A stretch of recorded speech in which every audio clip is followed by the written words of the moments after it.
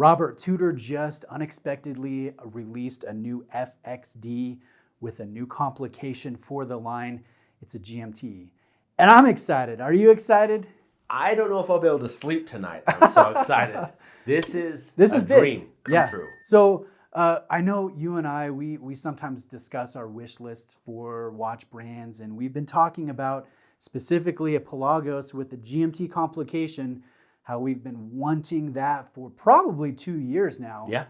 And this just unexpectedly drops, and I'm excited about it. I think this is an example of Tudor listening to the client base. I know they have a good ear to the ground with what their clientele is looking for, what they would want to spend money on, and they deliver. So is this more appealing to you than the standard FXD diver?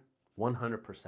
Yeah? I know I speak in absolutes, but this is easily one of the best, if not the best, release that they've come out with this year. And that's a bold statement because you've got the monochrome, you've got the 58 GMT. Yeah. But you think... They did the blue chrono too that looks beautiful. Exactly. Like they have killed it this year. Yeah. So that kind of puts it in perspective of where I'm at with this.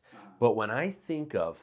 Because I know we've talked about the Peli and the LHD. Yeah, I'm wearing a left-hand drive today. Right? So we've talked about that. Like it is, to me, one of, if not the best modern tool watches. Okay, now you've added the everyday complication of the GMT. You've kept a lot of the same things that people love about this. Sure, the full indexing on that bezel, obviously the fixed lug opening for a pass-through strap.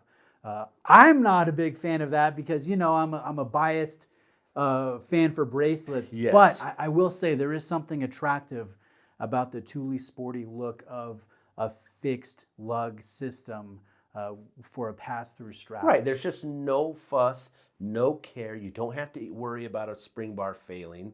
Like your arm's going to fail before that thing does. Sure, that's a good point. Right. There is just so much I feel like they've done right on this. Well, it's a master chronometer. Yep. It has the date, which the previous diver never had the date. It was always a beautiful symmetrical no date. Yep. So this has some nice things to it. A little red line of text.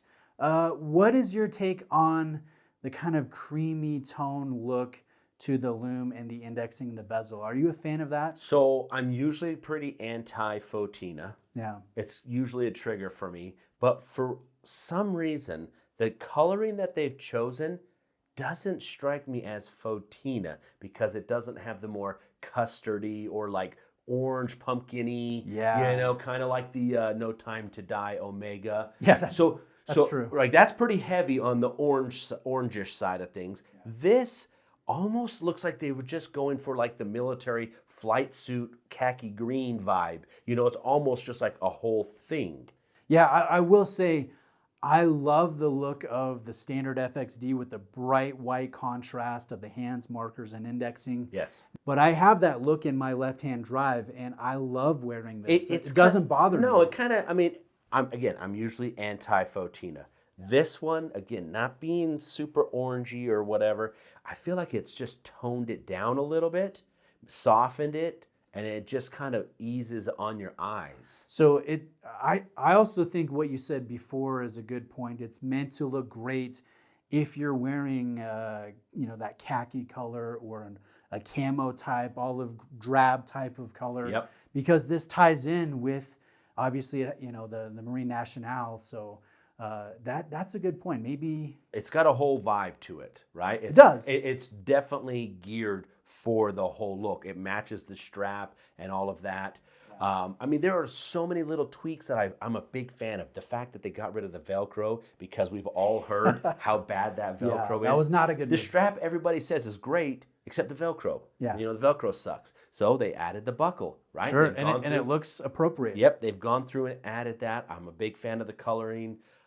There's just so many nice little tweaks to this that they kept the thickness, the previous it's like 12.5. It's around the mid 12s. Yep, exactly. Which is lovely for a watch with 300 meters of water resistance, right? the Metas certification and everything, and the power reserve only got down, I think it was like 5 hours. Yeah, it's 65 hours now. So you're still getting great power reserve out of this new movement. It's a really, really hard thing to find negative about this. So the retail price is $4,625, which is a roughly $500 premium over the FXD diver, which is low, I think $4,150 or right around there. Right. Do you think that price is justified, that premium is justified for essentially a complication? Well, yes, because if you look at other offerings from other brands, it's very much in line. We'll use the same company, Rolex. Sure. You've got a sub and you've got a GMT Master 2. Which is a little bit more Yes. at retail. Yes. Nothing crazy. Exactly. And similar things on those, right? You got a bracelet and a bracelet. This is a strap and a strap. So we're not getting into like weird combos or anything. You're going to have to pay more. You're getting the Metas, you're getting the GMT, like And the date. And the date. Yeah. You're getting extra bits to it that the other one does not. So do you think that Tudor will make this a permanent fixture within the FXD line? Do you foresee seeing different colors, maybe different sizes in the future? What do you think about that? I thought about that a lot today as I was going through, just watching different videos and looking at different pictures of this. Because I'm trying to get all the real world pictures, not the computer. Yeah, renders. none of this garbage that's on websites. Right. I want the real, because I was really intrigued with the GMT hand. The fact that they didn't use a snowflake here.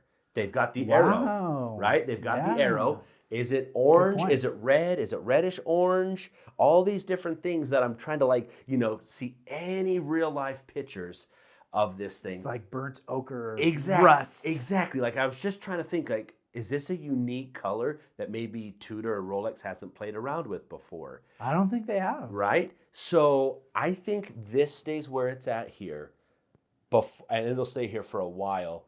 I think they're going to add a GMT elsewhere, either the 39 or the traditional, say maybe even the LHD. I could see them doing something with one of those before they add in a blue, a green, a yellow, whatever, to the FXD. I think this is just the gateway to say, look, we're doing a GMT in the FXD lineup.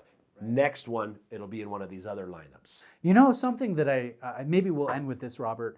I like about Tudor is when they announce something new, it's not like Omega where sometimes you have to wait over a year before you actually see it. You'll probably be able to find this in store very soon, possibly next week. Just judging from past releases, they always get them out there. And that's something that I admire about the brand as a watch collector is I can actually see it after I'm excited about it, after they announce it, and I don't have to wait for months or over a year. So I think this is a good one. I'm gonna rate this a 9 out of 10 in terms of an exciting new release. I know I have my own little nitpicks about maybe the color of the lume or wanting a bracelet option, some silly things for me. What would be your rating out of 10 for this announcement? I'm going 10. Okay. I see how popular the FXD is and was when it was originally announced. And they've gone through and they've addressed some of those complaints, whether it be the strap, whether it be the lack of the date, all these things. Yeah. They've gone through and done all these just small little tweaks to improvements. Yes, exactly, to get to this stage. I'll be honest with you. I'm actually more excited about the entire Pelagos line than I am about the Black Bay line, which has far more models. It really drives sales. I love what I'm seeing, the attention that Tudor is paying to the Pelagos line. I'd like to see more of it. Well, for sure. It is unique. It's not an inspiration issue, It's not as heavily inspired as, say, the Heritage 41 or some of those others, the 54, the 58, whatever. This is a real... It's contemporary. Yes, it's a contemporary spin. But it still has some retro vibes to it. Yep. It has, I guess we could say it has strong identity. Yes. And that's hard to come by when you're designing a watch and you have picky watch collectors who's going to nitpick it. Right, and think about how big of a shadow they're trying to get out of from the mothership, right? Yeah. They don't want to be viewed as just another Rolex copy. And so Right. here they have identified something that has its own, its own feet to stand on there. Yeah, I know some people will say, well, people just buy Tudor because they can't buy a Rolex. But I know collectors, and I would consider myself a part of this group, who can buy Rolex, who have bought Rolex, but choose to buy Tudor because of the merit of the product. I think this is a great release, and this is a fun day, right? For Getting sure. news like this Yes. that we've been looking forward to, this is fun. Bravo, Tudor.